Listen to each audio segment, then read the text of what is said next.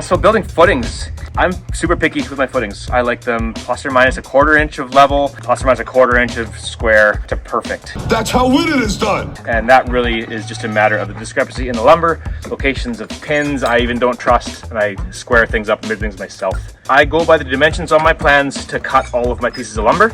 I don't just measure from the pins that the surveyor puts in, as the pins can get shifted if they've got a long rod and there's a breeze, things around, they're not accurate. Also, with my corners, in a situation like this, these two sides run straight through to here. This goes in here, so that means that if there's any mistakes, they show up because things are out of square. So it's really easy to make 1.5-inch mistakes doing footings with all the overlaps of your lumber.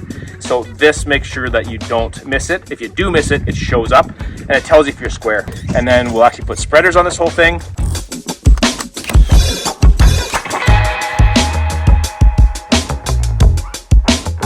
We'll lift it.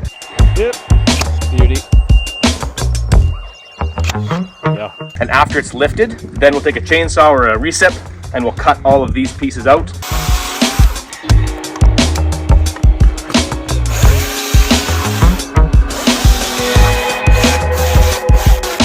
So that's stage 1 of footings.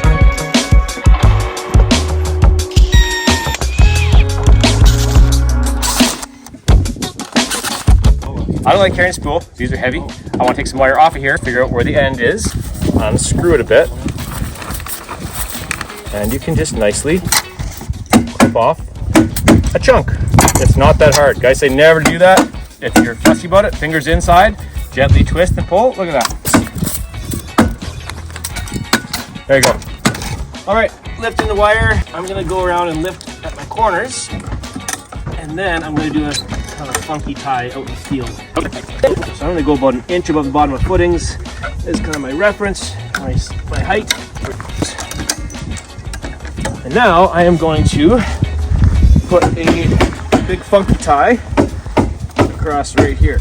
And what this will do is it'll lift the rebar to height as well as stop it from swaying back and forth. So I use my duplex nails there and I lift this up to my height. And I do a turn around the rebar here, across to this side, turn around that side, like so, and then tie this off to the nail on this side. And now my rebar is lifted, and it's gonna stay put in the wall. It's not gonna be slopping around in there. So another thing I've been doing for years is we build our footings on 2x6. Reason being, ground is oftentimes up and down a lot, and it's a material that we can reuse much more easily than 2x10 or 2x8 later on in the job. The nice thing about doing that is that it will float over top of all your high points, and then we put 16-inch plate poly, staple it to the side of the form, hang that down into the form. And if you do it right, you don't lose any concrete, and your lumber's nice and clean afterwards. It's a really nice finish. A couple little tips about doing that. When you get to the corners, you get a little bit fussy about how you fold and tack this plastic down. So actually do a little fold here. We'll throw a couple staples into the ground that just holds this on its fold.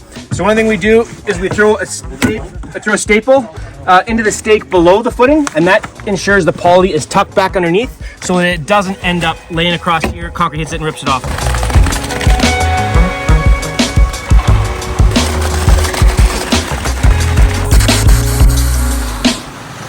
Alright, so pouring with poly. One thing I'll do is I'll throw some concrete out here to pinch it down to make sure the concrete doesn't sneak underneath.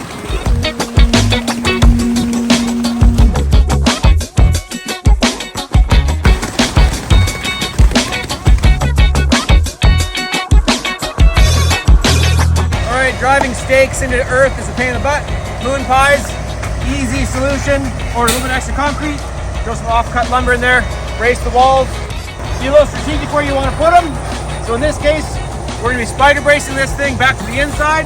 So I can get those walls here, that wall there, same thing at that end.